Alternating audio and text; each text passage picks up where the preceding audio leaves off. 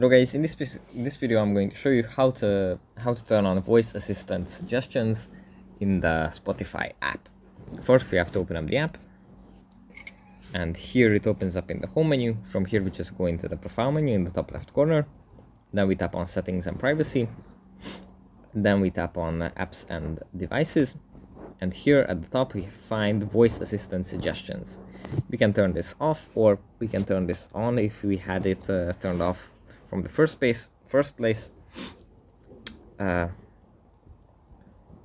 And then we will be able to receive notifications from voice assistants trying to connect to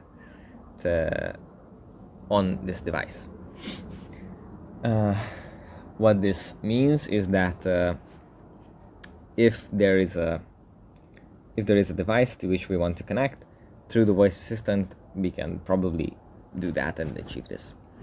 Anyways, that's pretty much it for this video. I hope it was helpful for you guys, and I'll see you in the next one.